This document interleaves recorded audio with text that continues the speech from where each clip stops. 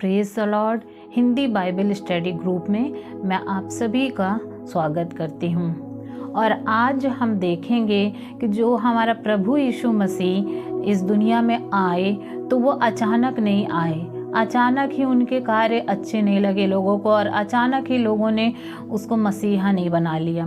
परंतु जो प्रभु यीशु मसीह इस दुनिया में आए उनके कई वर्ष पहले से ही ये भविष्यवाणियाँ हो गई थी कि वो किस तरह इस दुनिया में आएंगे और वो किस वंशावली के होंगे और किस तरह उनका पूरा जीवन होगा, वो किस तरह सहेंगे बातों को और किस तरह अपनी सेवकाई करेंगे और किस तरह मारे जाएंगे, गाड़े जाएंगे और एक दिन जी उठेंगे। तो इन सब विषयों के बारे में हम देखेंगे कि बहुत सारी पुराने नियम में भविष्यवाणियाँ की गई थी और बहुत सारे भविष्यवक्ता लोगों ने परमेश्वर के बारे में, यीशु मसीह के बारे में भविष्यवाणियाँ की थी। तो उन भविष्यवाणियों को सबको तो हम नहीं देखेंगे, परंतु कुछ भविष्यवाणियों को हम देखेंगे और उस आधार पर हम कह सकते हैं कि हाँ, सचमुच में जो भविष्यवाणियाँ की गई वो प्रभु यीशु मसीह के लिए ही थी और वही हमारा उद्धारकर्ता परमेश्वर है। तो उसको हम देख लेंगे। पहला जो है हम कैटेगरी में रख दिए हैं। पहला है जो यीशु मसीह के जन्म से पहले की भविष्यवाणियाँ, फिर यीशु मसीह के जन्म के तुरंत बाद की भविष्यवाणियाँ, फिर हम देखेंगे कि जो भी घटनाएं घटी हैं उनके जन्म के बाद की उन सब की भविष्यवाणियाँ, फिर उनके प्रचार के विषय में भविष्यवाणी, फिर उन्होंने जो चंगाई करी थी उसके विषय में भी भविष्यवाणी हो चुकी थी, फिर उनका जो क्रूसीकरण होने वाला था उसके विषय में भी भविष्यवाणी पहले से हो गई थी, फिर उनके गाड़े जाने के संबंध में, फिर उनके जी उठने के संबंध में और फिर उनके दूसरे आगमन के विषय में भी भविष्यवाणियाँ हुई। तो हम एक एक करके उनको देख लेंगे। तो सबसे पहले हम देखेंगे कि यीशु मसीह के जन्म से पहले जो भविष्यवाणी हुई तो वो पाई जाती है उत्पत्ति की पुस्तक उसका 3 अध्याय और 15 पद में, जहाँ पर इस प्रकार लिखा है, और मैं तेरे और इस स्त्री के बीच में और तेरे वंश और इसके वंश के बीच में बैर उत्पन्न करूंगा। वह तेरे सिर को कुचल डालेगा और तू उसकी एड़ी को डसेगा। तो जब आदम हवा ने अदन की वाटिका में पाप किया, परमेश्वर की आज्ञा को तोड़ा, तो वहीं पर ही परमेश्वर ने एक उपाय किया और भविष्यवाणी वहीं पहले से कर दिया गया था कि ये जो भविष्यवाणी है वो दिखाती है कि आने वाले समय में एक प्रभु यीशु मसीह आएगा और वो इस जो पाप के डंक को और मृत्यु के डंक को वो अपने पैरों तले कुचल देगा और वो विजय होगा। और वो पुरुष के वंश से नहीं आएगा, वो स्त्री के वंश से आएगा। और फिर हम देख लेते हैं कि वो भविष्यवाणी पूरी हुई। इब्रानियों की पुस्तक 4 अध्याय उसका 4 पद में हम देख लेते हैं, परंतु जब समय पूरा हुआ तो परमेश्वर ने अपने पुत्र को भेजा जो स्त्री से जन्मा और व्यवस्था के अधीन उत्पन्न हुआ। तो हमने यहाँ नए नियम में देखा कि वो भविष्यवाणी पूरी हुई। सचमुच में जो परमेश्वर ने भविष्यवाणी करे थे कि स्त्री के वंश से एक पुरुष आएगा, और वो हम नए नियम में देखें कि कुंवारी मरियम के द्वारा यीशु मसीह का जन्म हुआ और कुंवारी के द्वारा, स्त्री के द्वारा उनका जन्म हुआ। उसमें पुरुष की कोई भागीदारी नहीं थी। फिर हम देखते हैं कि एक भविष्यवाणी की गई उनकी वंशावली के विषय में, जो पाई जाती उत्पत्ति 49 उसका 10वां पद में। यहाँ लिखा है, जब तक शीलो न आए तब तक ना तो यहूदा से राजदंड छूटेगा, ना उसके वंश से व्यवस्था देने वाला अलग होगा, और राज के लोग उसके अधीन हो जाएंगे। तो यहाँ भविष्यवाणी की जा रही है यहूदा के विषय में कि जो 12 गोत्र थे इस्राएली लोग, 12 गोत्र में से यहूदा के गोत्र में से यीशु मसीह को आना था। तो बाद में हम फिर उसको देखेंगे कि ये पूरा भी हुआ। फिर एक और भविष्यवाणी की गई थी यिर्मयाह में 23 अध्याय 5 पद में, जहाँ पर लिखा है, यहोवा की यह वाणी है, देख ऐसे दिन आते हैं जब मैं दाऊद के कुल में एक धर्मी अंकुर उगाऊंगा और वह राजा बनकर बुद्धि से राज्य करेगा और अपने देश में न्याय और धर्म से प्रभुता करेगा। तो हमने देखा कि जो दाऊद के वंश से आने की बात की जा रही है और यीशु मसीह दाऊद के वंश से ही आए थे। फिर हम देखते हैं कि एक और भविष्यवाणी की गई थी, यशायाह 11 अध्याय उसका 1 और 2 पद में लिखा है, तब यिशै के ढूंढ में से एक डाली फूट निकलेगी और उसकी जड़ में से एक शाखा निकलकर फलवंत होगी। यहोवा का आत्मा बुद्धि और समझ का आत्मा, युक्ति और पराक्रम का आत्मा और ज्ञान और यहोवा के भय का आत्मा उस पर ठहरा रहेगा। तो हमने देखा कि ये भी लिखा है कि वो यिशै के वंश से आएगा। यिशै दाऊद के पापा थे। तो उनके वंशावली के बारे में पहले से ही बता दिया गया था कि वो यहूदा के वंश का, दाऊद के वंश का, यिशै के वंश से वो आएगा। और उसको हमने सही में वैसा ही देखा कि प्रभु यीशु मसीह दाऊद के वंश से ही आए। फिर हम देख लेते हैं कि स्थान के विषय में भविष्यवाणी की गई थी कि वो किस स्थान में पैदा होगा।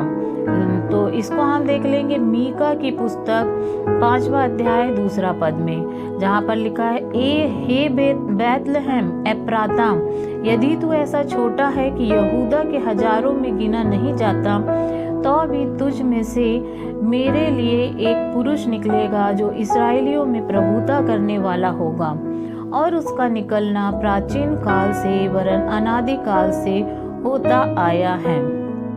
तो बैतलहम के विषय में कहा गया, वो बहुत छोटा सा नगर है, बहुत छोटी सी जगह है और उस छोटी सी जगह को चुना गया प्रभु यीशु मसीह के जन्म के लिए। और हम देखते हैं नए नियम में क्या तो बोलते हैं, मत्ती की पुस्तक उसका 2 अध्याय और उसका 1-2 पद में, जब ज्योतिषी लोग को पता चला, तारे को देखे कि बहुत बड़ा राजा पैदा हुआ है और वो राजा सोचे कि राजा पैदा हुआ तो वो राजा के ही यहाँ पैदा हुआ होगा। और वो हेरोदेश राजा के पास ज्योतिषी लोग पहुँच गए, पंडित लोग, वो सोचे कि वहाँ जाएंगे और उस राजा के दर्शन करेंगे और प्रणाम करेंगे उसको। और कुछ भेंट लाए थे वो अपने साथ, गिफ्ट लाए थे वो उस राजा को देने के लिए। तो वो सीधे हेरोदेश राजा के पास पहुंच गए और वहां पर फिर क्या हुआ हम देख लेंगे। हेरोदेश राजा के दिनों में जब यहूदिया के बैतलहम में यीशु का जन्म हुआ तो पूर्व से कई ज्योतिषी यरूशलेम में आकर पूछने लगे, यहूदियों का राजा जिसका जन्म हुआ है कहाँ है, क्योंकि हमने पूर्व में उसका तारा देखा है और उसको प्रणाम करने आए हैं। तो वो ज्योतिषी लोग थे राजा के पास पूछने लग गए और इसमें साफ वचन में कहा है कि वो यहूदा के बैतलहम में पैदा हुआ है। तो भविष्यवाणी भी की गई और जो ज्योतिषी पंडित लोग थे उनको भी ये बात पता चल गई कि बैतलहम में एक राजा पैदा हुआ है और वो उसको ढूंढने भी आ गए। हालांकि वो जो राजा था हमारा प्रभु यीशु मसीह, वो राजा के यहाँ पैदा नहीं हुए थे, वो गौशाले में पैदा हुए थे, क्योंकि आगे चल के उनको अपना बलिदान देना था। जैसे भेड़ को बलिदान दिया जाता है वैसे यीशु मसीह को भी बलिदान होना था। वो यहाँ राज करने, ऐश आराम करने नहीं आए थे, पर वो हम पापियों के लिए अपनी जान देने आए थे, इसलिए उसको गौशाले में जन्म लेना जरूरी था और उसका जन्म गौशाले में हुआ था। फिर हम देखते हैं कि भविष्यवाणी की गई थी कि वो एक कुंवारी के द्वारा पैदा होंगे, जो बिल्कुल असंभव बात थी।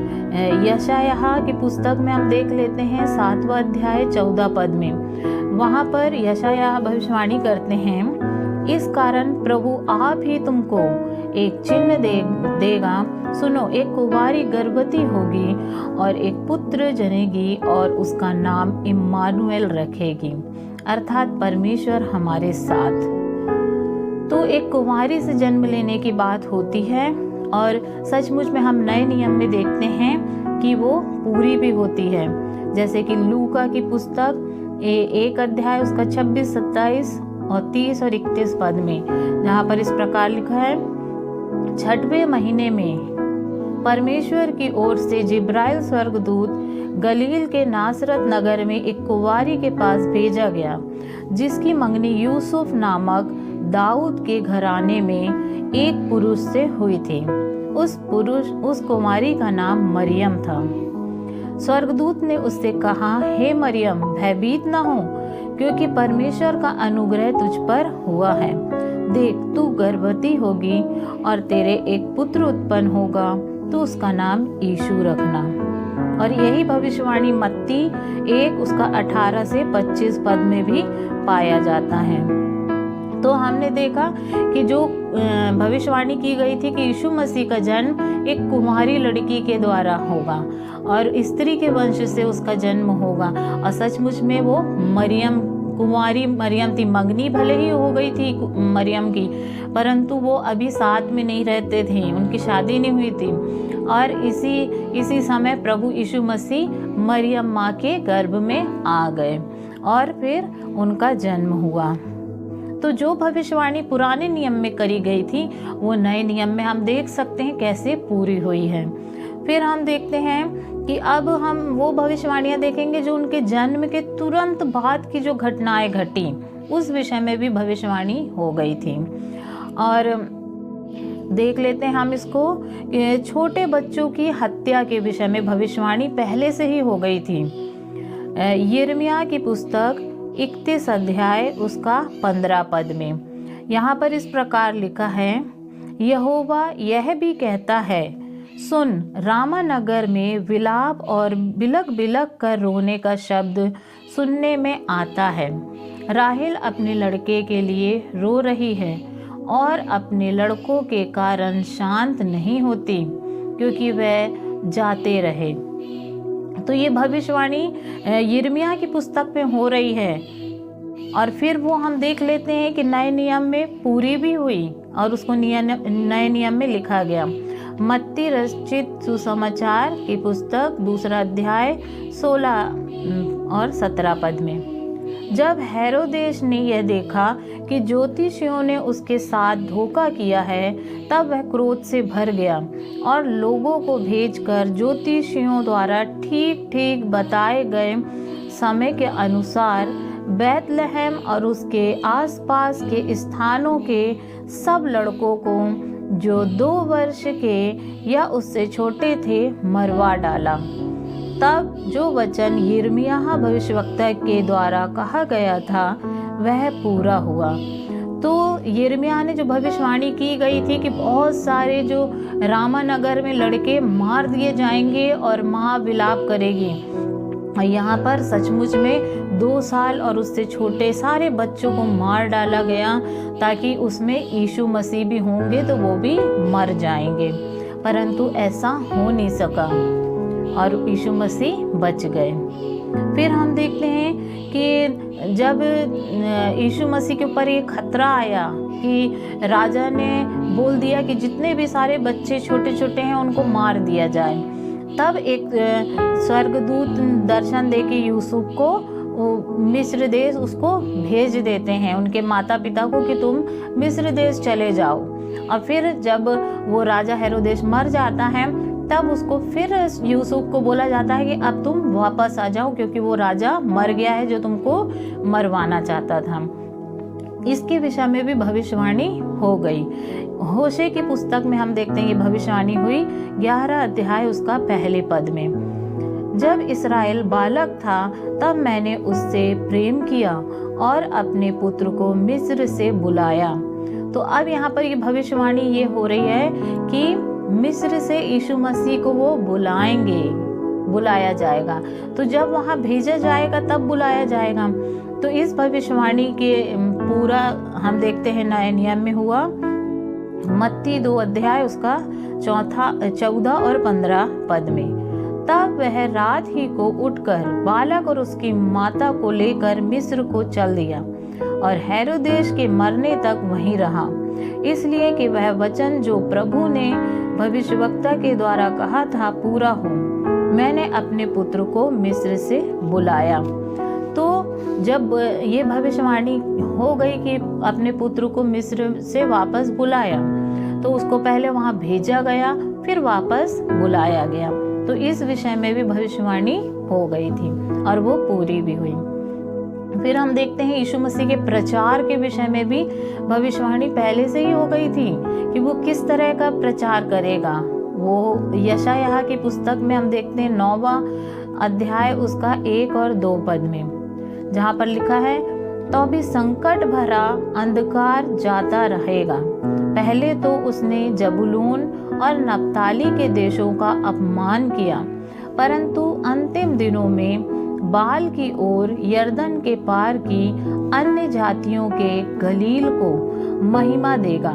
जो लोग अंधकार में चल रहे थे उन्होंने बड़ा उजियाला देखा, और जो लोग घोर अंधकार से भरे हुए मृत्यु के देश में रहते थे उन पर ज्योति चमकी।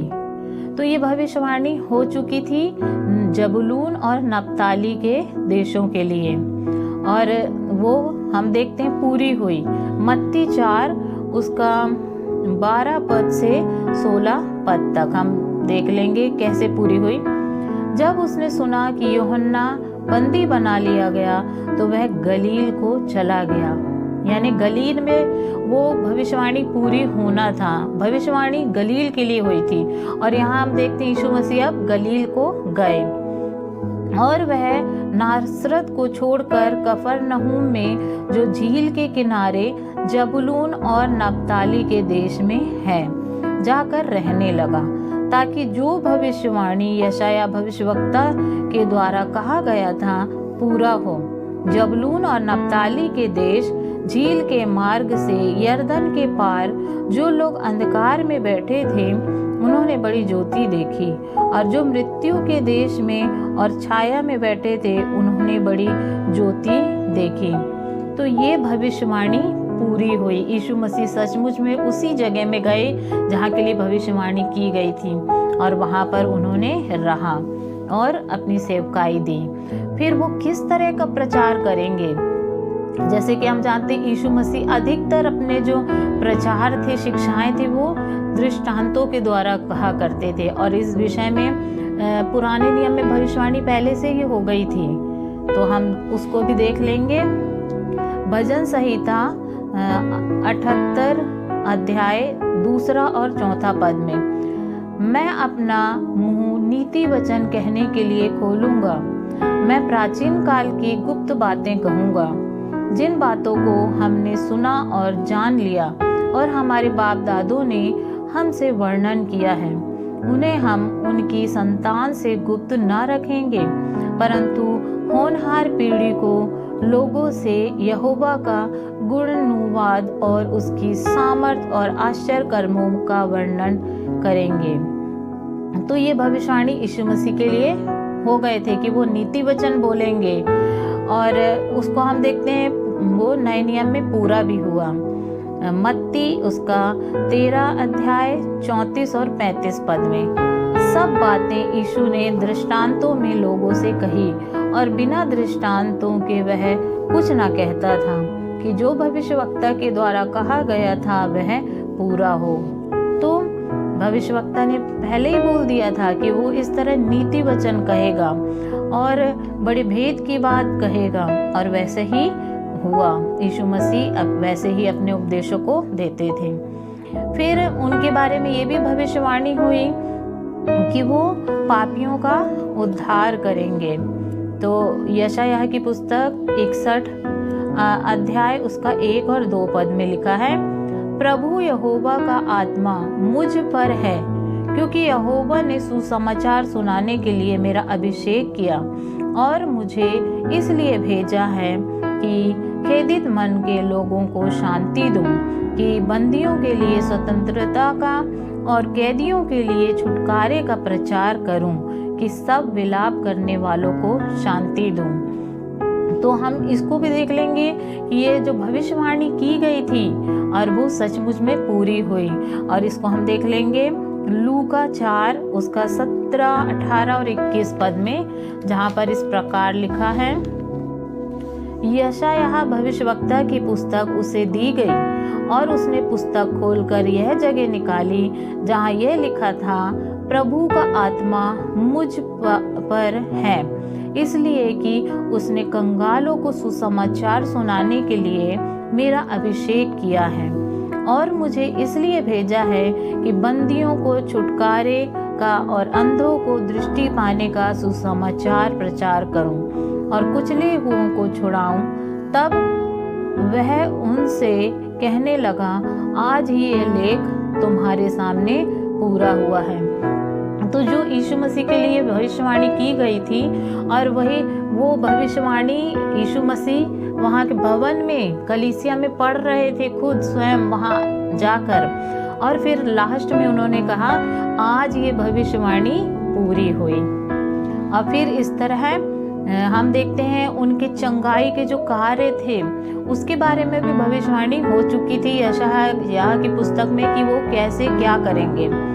यशायाह 53 अध्याय उसका 5 पद में लिखा है, परंतु वह हमारे ही अपराधों के कारण घायल किया गया, वह हमारे ही अधर्म के कारण कुचला गया, हमारी ही शांति के लिए उस पर ताड़ना पड़ी कि उसके कोड़े खाने से हम लोग चंगे हो जाएं। फिर हम इसको देखते हैं कि यीशु मसीह ने बहुत सारे ऐसे आश्चर्य कर्म किए और यीशु मसीह को ताड़ना इसलिए पड़ी कि हमको ताड़ना ना उठानी पड़े, हम छुटकारा को पा जाएं। और उसके विषय में देखते हैं हम नए नियम में वो पूरी हुई मत्ती 8 अध्याय उसका 16-17 पद में। वहाँ पर हम देख लेंगे, जब संध्या हुई तब वह उसके पास बहुत से लोगों को लाए जिनमें दुष्ट आत्माएं थीं, और उसने उन दुष्ट आत्माओं को अपने वचनों से निकाल दिया और सब उसने आप बीमारों को चंगा किया, ताकि जो वचन यशायाह भविष्यवक्ताओं के द्वारा कहा गया था वह पूरा हो। उसने आप हमारी दुर्बलताओं को ले लिया और हमारी बीमारियों को उठा लिया। तो हम देखते यीशु मसीह ने बहुत सारे आश्चर्य कर्म किए, दुष्ट आत्माओं को निकाला और मुर्दों को तक जीवित किया, बीमारों को चंगा किया। तो ये सब उसके बारे में पहले से ही बता दिया गया था कि वो इस तरह के कार्य को करेगा।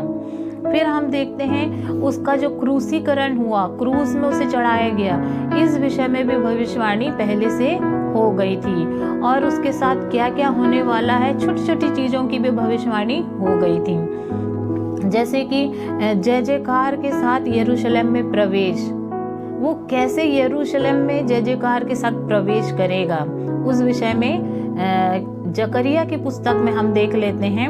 9वां अध्याय 9वें पद में लिखा है, हे सियोन बहुत ही मगन हो, हे यरूशलेम जय जयकार कर, क्योंकि तेरा राजा तेरे पास आएगा। वह धर्मों और उद्धार पाया हुआ, वह धर्मी और उद्धार पाया हुआ है। वह दीन है और गधे पर वरन गधी के बच्चे पर चढ़ा हुआ आएगा। Praise the Lord. जब ये भविष्यवाणी इतनी बारीकी से की गई कि वो जय जयकार के साथ यरूशलेम में प्रवेश करेगा, और वो भी इतना नम्र दीन रहेगा कि वो हाथी घोड़े पर सवार होकर नहीं आएगा, पर वो एक गधी के बच्चे पर सवार होकर आएगा। तो बिल्कुल वैसे ही ये भविष्यवाणी पूरी भी होती है। हम देखते हैं मरकुस 11 अध्याय 7 और 9 और 11 पद में। उन्होंने बच्चे को यीशु के पास लाकर, किस बच्चे को? गधी के बच्चे को लाकर उस पर अपने कपड़े डाले और वह उस पर बैठ गया। तब बहुतों ने अपने कपड़े मार्ग में बिछाए और औरों ने खेतों में से डालियां काट काट कर फैला दी। जो उसके आगे आगे जाते और पीछे पीछे चले आते थे, पुकार पुकार कर कहते जाते थे, होसन्ना, जय है वह जो प्रभु के नाम से आता है। वह यरूशलेम पहुंचकर मंदिर में आया और चारों ओर सब वस्तुओं को देखकर बारों के साथ बैतनिय्याह गया, क्योंकि सांझ हो गई थी। तो वो यरूशलेम में किस तरह प्रवेश करेगा जय जयकार के साथ। और सचमुच में बिल्कुल वैसा ही हुआ। जब यरूशलेम में यीशु मसीह गए तो वो एक गधी के बच्चे को मंगाया और उन्हें बड़े आसानी से गधी की बच्ची मिल गई, उस पर वो बैठकर यरूशलेम में गए। तो ये भविष्यवाणी भी पूरी हुई। फिर एक उनके मित्र के द्वारा विश्वासघात किया जाएगा, ये भी भविष्यवाणी हुई थी। भजन संहिता 41 अध्याय उसके 9वें पद में, मेरा परम मित्र मुझ पर मैं भरोसा रखता था, जिस पर मैं भरोसा रखता था, जो मेरी रोटी खाता था, उसने मेरे विरुद्ध लात उठाई। ये भविष्यवाणी हो चुकी थी। यूहन्ना 13 अध्याय 18, 25 और 26 और 27 पद में यहूदा के विषय में इस प्रकार लिखा है, मैं तुम सब के विषय में नहीं कहता, मतलब यीशु मसीह अपने चेलों से कह रहे हैं कि मैं तुम सब के विषय में नहीं कहता, जिन्हें मैंने चुन लिया है उन्हें मैं जानता हूँ, परंतु यह इसलिए कि पवित्र शास्त्र का यह वचन पूरा हो, जो मेरी रोटी खाता है उसने मुझ पर लात उठाई। तब उसने उसी तरह यीशु की छाती की ओर झुके हुए उससे पूछा, हे प्रभु, वह कौन है? यीशु ने उत्तर दिया, जिसे मैं यह रोटी का टुकड़ा डुबो कर दूंगा वही है। और उसने टुकड़ा डुबाकर शमौन इस्करियोती के पुत्र यहूदा को दिया। यहूदा टुकड़ा लेते ही शैतान उसमें समा गया। तब यीशु ने उससे कहा, जो तू करता है तुरंत कर। तो इस तरह यीशु मसीह भी जान चुके थे कि ये मेरा मित्र ही मुझे पकड़वाएगा। और कौन सा मित्र पकड़वाएगा वो भी यहाँ पता चलता है कि यीशु मसीह अपने चेलों से कह रहे हैं कि मुझे कोई पकड़वाएगा, मेरे साथ विश्वासघात करेगा। और कौन करेगा? जिसको मैं ये रोटी का टुकड़ा दूंगा। और वो यहूदा को वो रोटी का टुकड़ा देते हैं और उसमें शैतान समा जाता है। और वो कहते हैं कि जो काम तुझे करना है वो तू तुरंत कर। फिर हम देखते हैं कि इस तरह जो यहूदा था उसके विषय में ये भी कहा गया कि वो कितने चांदी के सिक्कों में उसका सौदा करेगा और किस तरह वो पछता के वो सिक्कों को फेंक भी देगा। तो हम देख लेते हैं जकरिया की पुस्तक उसका 11 अध्याय 12 पद में लिखा है, तब मैंने उससे कहा, यदि तुमको अच्छा लगे तो मेरी मजदूरी दो और नहीं तो मत दो। तब उन्होंने मेरी मजदूरी में चांदी के 30 टुकड़े तौल दिए। यहाँ परमेश्वर खुद बोल रहा है कि वो अपने बारे में भविष्यवाणी कर रहे हैं कि उन्होंने मेरी मजदूरी लगा दिया और वो मजदूरी बहुत ही भारी है और वो चांदी के 30 टुकड़े हैं। तो इस तरह जो यीशु मसीह को पकड़वाने की कीमत चांदी के 30 सिक्के बताई गई है। और हम उसको आगे चल के मत्ती में देख लेंगे 26 अध्याय 14 और 16 पद में। वहाँ लिखा है, जब यहूदा इस्करियोती ने जो 12 चेलों में से एक था प्रधान याजकों के पास जाकर कहा, यदि मैं उसे तुम्हारे पास पकड़वा दूं तो मुझे क्या दोगे? उन्होंने उसे 30 चांदी के सिक्के तौलकर दे दिए और वह उसी समय से उसे पकड़वाने का अवसर ढूंढने लगा। तो उसका परम मित्र यहूदा जो उसके चेलों में से था वो यीशु मसीह का सौदा कर लिया कि मैं उसको चांदी के 3 सिक्कों में पकड़वा दूंगा। और वो ऐसे समय को तलाशने लगा कि कब मैं उसे पकड़वा दूं। अब फिर जब वो पकड़वा देता है और जब वो देखता है कि यीशु मसीह दोषी ठहरे हैं तब वो पछताता भी है। उसके बारे में भी वचन क्या लिखा है, तब यहोवा ने मुझसे कहा, उन्हें कुम्हार के आगे फेंक दे। यह क्या ही भारी दाम है जो उन्होंने मेरा ठहराया है। यहाँ पर यहोवा खुद बोल रहे हैं कि वो जो मेरे लिए जो कीमत लगाई है मजदूरी पकड़वाने का वो कितनी भारी मजदूरी है और उसको तुम फेंक दो। तब मैंने चांदी के 29 टुकड़ों को लेकर यहोवा के घर में कुम्हार के आगे फेंक दिया।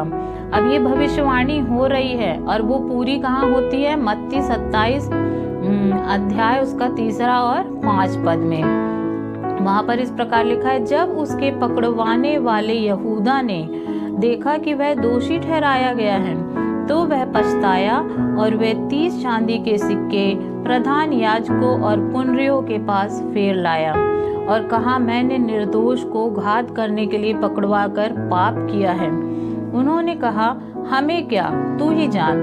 तब वह उन सिक्कों को मंदिर में फेंक कर चला गया और अपने आप को फांसी दे दी। तो यहाँ पर उसने विश्वासघात किया, परंतु और वो इतना शर्मिंदा हुआ कि अपने आप को फांसी पर लटका दिया। पर काश उसने पश्चाताप करके यीशु मसीह के पास लौट आता तो उसकी जान बच जाती। फिर हम देखते हैं कि यीशु मसीह के विरुद्ध में झूठी गवाहियां होंगी, उस विषय में भी भविष्यवाणियां कर दी गई थी। भजन संहिता 35 पद और उसका 35 अध्याय 11 पद में, झूठे साक्षी खड़े होते हैं और जो बात मैं नहीं जानता वही मुझसे पूछते हैं। और इसको हम देख लेंगे नए नियम में पूरा भी हुआ। मरकुस की पुस्तक और 14 अध्याय उसका 57 और 59 पद में, तब कुछ लोगों ने उठकर उसके विरुद्ध यह झूठी गवाही दी, हमने उसे ये कहते सुना है, मैं इस हाथ के बनाए हुए मंदिर को ढा दूंगा और 3 दिन में दूसरा बनाऊंगा जो हाथ से ना बना हो। इस पर भी उसकी गवाही एक सी ना निकली। जो भी उसके ऊपर इल्जाम लग रहे थे यीशु मसीह के ऊपर, झूठे आरोप, तो वो भी एक से नहीं थे। कोई कुछ बोल रहा था, कोई कुछ बोल रहा था, कोई कुछ बोल रहा था। तो ऐसा हुआ। फिर यीशु मसीह को थप्पड़, घूंसे मारे जाने और थूके जाने के विषय में भी भविष्यवाणी हो चुकी थी कि उस पर ऐसा सब होगा। हम देख लेंगे उसको यशायाह की पुस्तक में 50वां अध्याय उसके 6वें पद में, मैंने मारने वालों को अपनी पीठ और गाल मोल नोचने वालों की ओर अपने गाल किए। अपमानित होने और उसके थूकने से मैंने मुंह ना छिपाया। ये भविष्यवाणी हो गई और वो पूरी कैसे हुई हम उसको देख लेंगे। मत्ती 26 अध्याय उसका 67 पद में, तब उन्होंने उसके मुंह पर थूका और उसे घूंसे मारे और दूसरों ने थप्पड़ मार के कहा, हे मसीह हमसे भविष्यवाणी करके कहे कि किसने तुझे मारा। तो ये भविष्यवाणी भी पूरी हुई। फिर भविष्यवाणी की गई थी कि उसका ठट्टा उड़ाया जाएगा, हंसी मजाक उड़ाया जाएगा, और वो भजन संहिता में पाया जाता है 22वां अध्याय उसका 7 और 8 पद में। वहाँ लिखा है, वे सब जो मुझे देखते हैं मेरा ठट्टा करते हैं और होंठ बिचकाते और यह कहते हुए सिर हिलाते हैं, अपने को यहोवा के वश में कर दे, वही उसको छुड़ाए और वह उसको उबारे, क्योंकि वह उससे प्रसन्न है। अब हम इसको देखते पूरा हुआ है लूका की पुस्तक 23 अध्याय उसका 35 पद में। लोग खड़े खड़े देख रहे थे और सरदार भी ठट्टा कर कर के कहते थे, इसने दूसरों को बचाया। यदि यह परमेश्वर का मसीह है और उसका चुना हुआ है तो अपने आप को बचा ले। तो यीशु मसीह ने बहुत सारे आश्चर्य कर्म किए थे, मुर्दों तक को जिलाया था। तो यहाँ अब उसकी हंसी उड़ाई जा रही थी कि यदि सचमुच में ये परमेश्वर का मसीह है तो अपने आप को भी बचा ले। तो इस तरह उसका हंसी मजाक उड़ाया जा रहा था।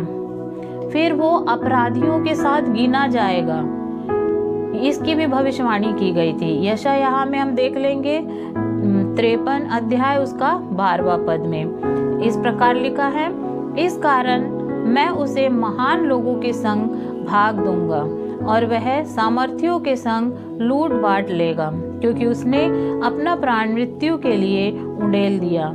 वह अपराधियों के संग गिना गया तो भी उसने बहुतों के पाप का बोझ उठा लिया और अपराधियों के लिए विनती करता है।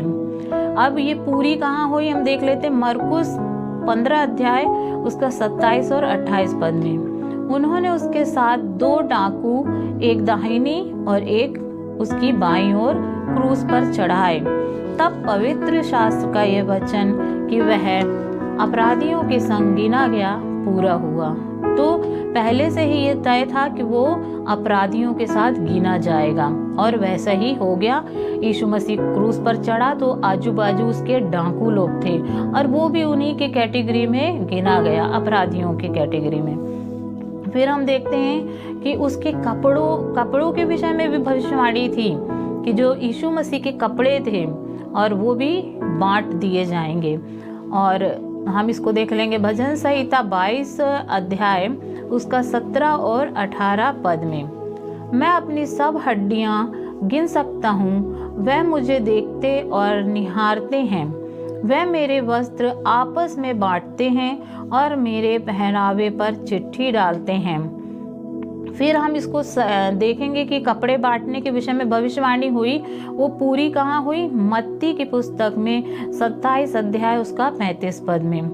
तब उन्होंने उसे क्रूस पर चढ़ाया और चिट्ठियां डालकर उसके कपड़े बांट लिए। तो प्रभु यीशु मसीह के कपड़े आपस में उन्होंने चिट्ठी डाली कि किसको क्या मिलेगा, और जिसका नाम जिसमें आया उन्होंने आपस में उसके कपड़े बांट लिए। उसके पीछे भी बहुत बड़ा प्रकाशन है जो प्रचारक लोग बताते हैं कि कपड़े का ऐसे बांटा जाना उसका क्या मतलब होता है, उसका बहुत ही गहरा मतलब होता है। फिर हम देखते हैं कि उनकी भविष्यवाणी की गई कि वो गुनाहगारों के लिए क्षमा की प्रार्थना करेगा।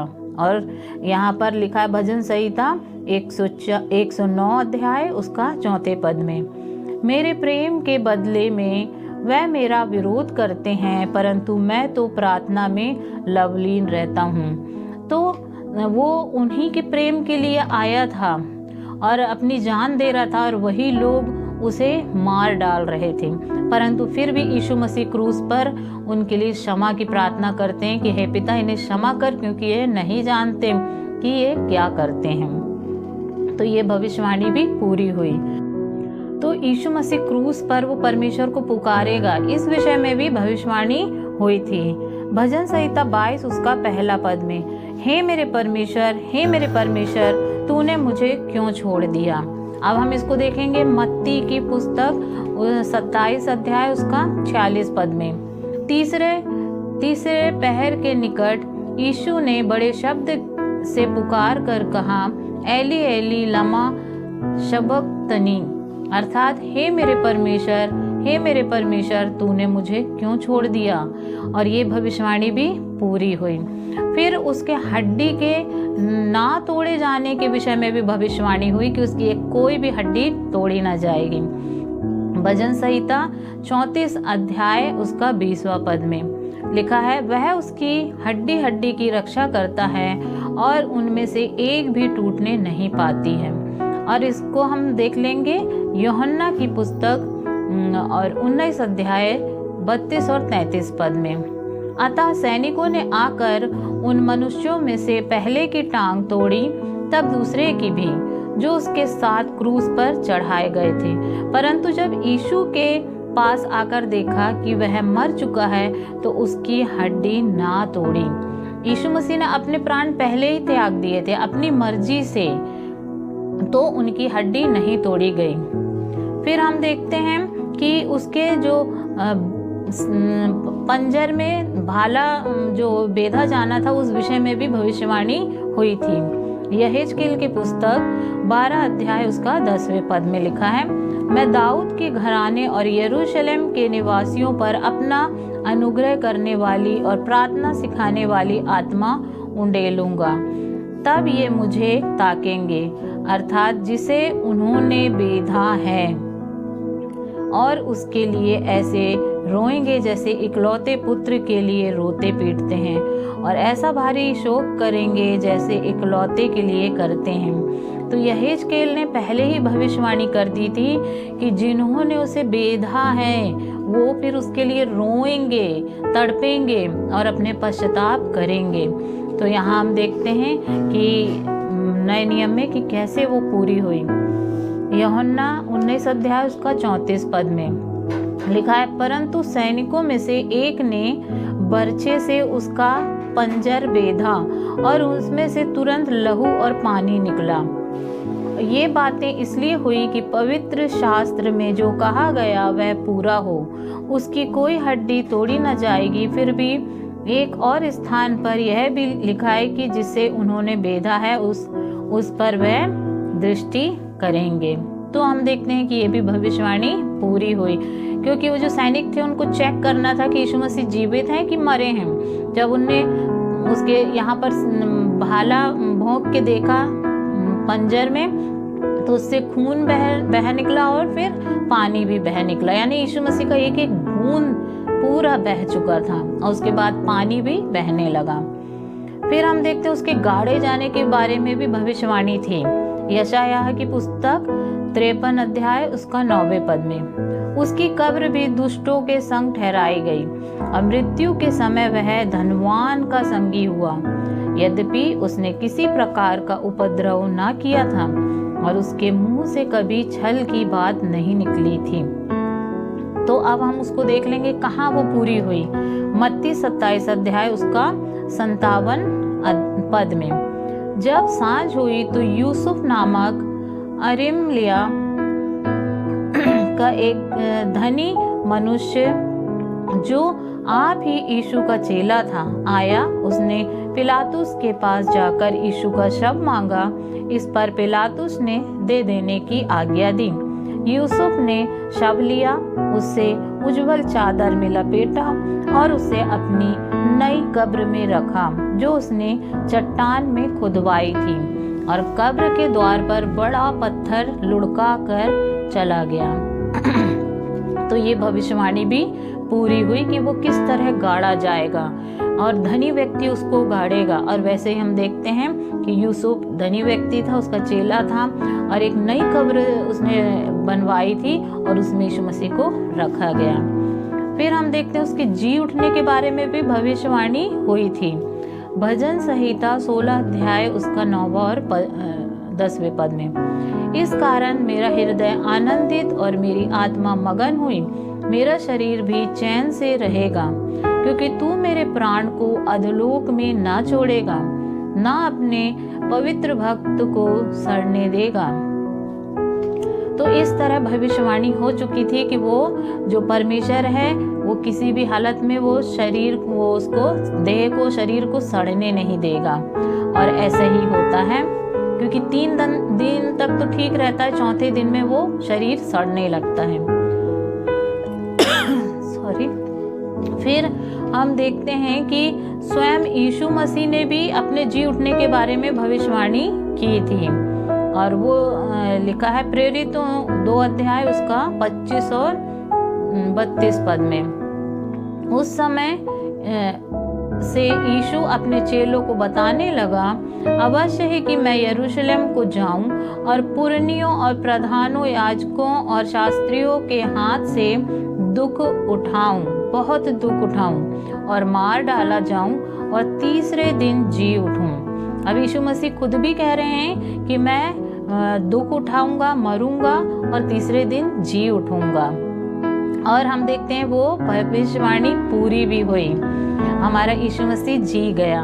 लूका उसका 24 अध्याय 1 से 9वें पद में, और मरकुस में भी है 16 अध्याय 1 से 7 पद में, और मत्ती में भी है 28 पद उसका 1 से 10 पद तक। हम देख लेंगे, इस प्रकार लिखा है, परंतु सप्ताह के पहले दिन बड़े भोर को वह उन सुगंधित वस्तुओं को जो उन्होंने तैयार की थी लेकर कब्र पर आई। उन्होंने पत्थर को कब्र पर से लुढ़का हुआ पाया, पर भीतर जाकर प्रभु यीशु मसीह का शव ना पाया। जब वह इस बात से भौचक्की हो गई थी तो देखो 2 पुरुष झलकते हुए वस्त्र पहने हुए उनके पास आ खड़े हुए, और वह डर गईं। और यहाँ पर बात हो रहा है यीशु मसीह के साथ उनकी माता मरियम मगदलीनी और जो उनके साथ जो महिलाएं थी वो कब्र पर आई थी कि वो उस पर सुगंधित द्रव्य लगा दिया जाए। परंतु वहाँ तो कब्र खुली पड़ी और शव भी नहीं मिला यीशु मसीह का। फिर वो डर गई और फिर उसके बाद स्वर्गदूतों को देखा। जब वे डर गई और धरती की ओर मुंह झुकाए रहीं तो उन्होंने उससे कहा, तुम जीवितों को मरे हुओं में क्यों ढूंढती हो? प्रश्न किया कि तुम जीवते को मरे हुए में क्यों ढूंढ रही हो? जैसे कि अभी भी बहुत सारे लोग आज भी कब्रों में जाते हैं, अपने प्रियों की कब्रों पे जाते हैं और उनसे मिलने जाते हैं, उनको कुछ चढ़ाने जाते हैं, परंतु हमें अपने प्रियों को वहाँ नहीं ढूंढना है ना, क्योंकि वो तो भाई जी जाएंगे और उनके लिए एक स्थान है। जो मरता है और जो विश्वासी की आत्मा रहती है वो स्वर्गलोक में रहती है, और जो अविश्वासी की आत्मा रहती है वो अधोलोक में रहती है। तो कब्र में कुछ भी नहीं मिलेगा। फिर हम आगे देखते हैं कि इस तरह वो प्रश्न पूछते हैं, वह यहाँ नहीं है परंतु जी उठा है। स्मरण करो कि उसने गलील में रहते हुए तुमसे कहा था, अवश्य है कि मनुष्य का पुत्र पापियों के हाथ में पकड़वाया जाए और क्रूस पर चढ़ाया जाए और तीसरे दिन जी उठे। तब उसकी बातें उनको स्मरण आई और कब्र से लौटकर उन्होंने उन 11 को और अन्य सबको ये सब बातें कह सुनाई। Praise the Lord. तो जो महिलाएं थी उनको ये सबसे पहले समाचार मिला कि यीशु मसीह जी उठे हैं। बाद में उन्होंने याद किया कि हाँ, यीशु मसीह ने ऐसी सब बातें हम लोग को से बताई थी और सचमुच में वो पूरी हो गई हैं। तो हमने देखा कि बाइबल की हर एक जो भविष्यवाणियां हैं वो पूरी होते जा रही हैं। फिर हम इसको जो देख लेंगे, यीशु मसीह के जो ऊपर उठाए जाने के बारे में भी भविष्यवाणी थी। फिर हम इसको देख लेंगे भजन संहिता 68 अध्याय उसका 18 पद में, तू ऊंचे पर चढ़ा, तू लोगों को बंधुआई में ले गया, तूने मनुष्यों से वरन हठीले मनुष्यों से भी भेंटें ली, जिससे यह परमेश्वर उनमें वास करे। तो ये भविष्यवाणी की गई थी कि तू ऊंचे पर चढ़ा। अब ये पूरा कहाँ होता है? लूका उसका 24 अध्याय 50 पद से 53 पद तक। तब वह उन्हें बैतनिय्याह तक बाहर ले गया और अपने हाथ उठाकर उन्हें आशीष दी, और उन्हें आशीष देते हुए वह उनसे अलग हो गया और स्वर्ग पर उठा लिया गया। तब वह उसको दंडवत करके बड़े आनंद से यरूशलेम को लौट गए, और वह लगातार मंदिर में उपस्थित होकर परमेश्वर की स्तुति किया करते थे। तो हम यहाँ देखते हैं कि जब यीशु मसीह अपने चेलों के साथ थे और वो उनको आशीष दी उन्होंने, और उनके सामने ही वो ऊपर उठा लिए गए उसके बाद उनको शांति के वचन भी कहे, जो उनके लास्ट एकदम आखिरी समय के वचन थे कि मुझे स्वर्ग और पृथ्वी का अधिकार मिला है, और इसलिए तुम जाओ और जगत के लोगों में ये सुसमाचार दो, जो बातें मैंने तुमको सिखाई है वो तुम भी लोगों को सिखाओ, तो और चेला बनाओ, और पिता पुत्र पवित्र आत्मा के नाम से बपतिस्मा दो। ये आज्ञाएं दी और आशीष देके वो ऊपर उठा लिए गए, और उनको फिर चेलों को बड़ी राहत मिली, खुशी मिली, और वो खुशी खुशी अपना वापस गए और आराधना में लगातार वो मंदिर में आराधनालयों में जा के स्तुति और प्रार्थना करने लगे। फिर अब हम देखते हैं यीशु मसीह के दूसरे आगमन के बारे में भी भविष्यवाणी की गई है, और ये हम देख लेंगे प्रेरितों 1 अध्याय उसका 11 पद में। और उसने कहा, हे गलीली पुरुषों, तुम क्यों खड़े खड़े आकाश की ओर देख रहे हो? यही यीशु जो तुम्हारे पास से स्वर्ग पर उठा लिया गया है, जिस रीति से तुमने उसे स्वर्ग को जाते देखा है, उसी रीति से वह फिर आएगा। तो जब यीशु मसीह ऊपर उठा लिए गए तो वो एकटक उनको देखते रह गए चेले, परंतु वहां पर स्वर्गदूत आया और फिर उसने बोला कि जिस तरह तुम उसे जाते हुए देख रहे हो, एक दिन वो वापस वैसे ही आएगा। और इस बारे में दूसरे आगमन के बारे में भविष्यवाणी वहाँ स्वर्गदूतों ने की। फिर हम देखते हैं दूसरी एक और भविष्यवाणी हुई और वो लिखा है मत्ती 24 और उसका 29 से 31 पद तक में, जो स्वयं यीशु मसीह ने कहा था। उन दिनों के अब भविष्य के बारे में वो भविष्यवाणी कर रहे हैं कि क्या होगा अंत के समय में, मेरे आने से पहले क्या होगा। तो यीशु मसीह के आने से पहले क्या होगा, इस प्रकार लिखा है, उन दिनों के क्लेश के बाद सूर्य अंधियारा हो जाएगा और चंद्रमा का प्रकाश जाता रहेगा और तारे आकाश से गिर पड़ेंगे और आकाश की शक्तियां हिलाई जाएंगी। तब मनुष्य के पुत्र का चिन्ह आकाश में दिखाई देगा और तब पृथ्वी के सब कुलों के लोग छाती पीटेंगे और मनुष्य के पुत्र को बड़ी सामर्थ और ऐश्वर्य के साथ आकाश के बादलों पर आते देखेंगे। वह तुरही के बड़े शब्द के साथ अपने दूतों को भेजेगा और वह आकाश के इस छोर से उस छोर तक चारों दिशाओं से उसके चुने हुए को इकट्ठा करेगा। तो ये भविष्यवाणी स्वयं यीशु मसीह करते हैं कि एक दिन जब ये सब घटनाएं घटेंगी, बहुत सारी उन्होंने बातें बताई, उसके बाद आकाश में बड़ी तुरही का शब्द होगा। ये कोई गुप्त में नहीं होगा, तुरही का शब्द होगा और सारे संसार के लोग उसे देखेंगे और तब विश्वास करेंगे और पश्चाताप करेंगे और छाती पीट के रोएंगे और पश्चाताप करेंगे। और फिर जो यीशु मसीह हैं जिन पर लोगों ने विश्वास किया है, वो उन लोगों को पूरी दुनिया के इस छोर से उस छोर तक के जितने भी लोग होंगे जो उन पर विश्वास करते हैं, वो अपने स्वर्गदूतों को भेजेंगे और वो सारे लोगों को अपने पास इकट्ठा करेंगे और उन्हें ऊपर स्वर्ग में ले जाएंगे।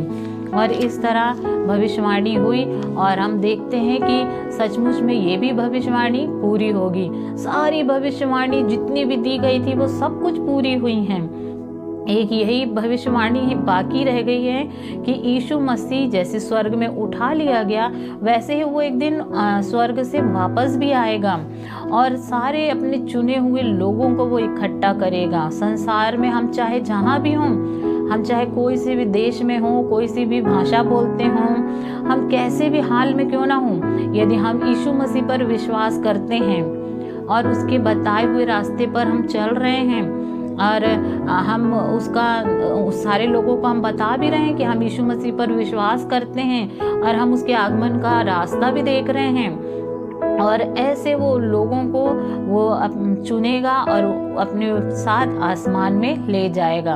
और वचन बताता है डैनियल की पुस्तक में और प्रकाशित वाक्य में कि जब वो ले जाएगा स्वर्ग में तो 7 साल तक जो उसके लोगों ने इस संसार में दुख उठाया है, वो यीशु मसीह के कारण लोग नफरत करते हैं लोगों से, वो उनको मार डालते हैं, उनको ताड़ना देते हैं, जला डालते हैं, काट डालते हैं। तो ऐसे लोगों को वो परमेश्वर पिता चाहे वो जीवित होंगे तो उठा लिए जाएंगे, और यदि वो मर भी गए हैं वो लोग फिर उनको उठा लिया जाएगा। वो तो पहले ही जो मर गए उनको पहले उठा लिया जाएगा और जो जीवित है उनको बाद में, और फिर वो लोग सब अपने यीशु मसीह के साथ ऊपर उठा लिए जाएंगे। और उसके बाद वो 7 साल तक स्वर्ग में सुख चैन से आराम से यीशु के साथ रहेंगे।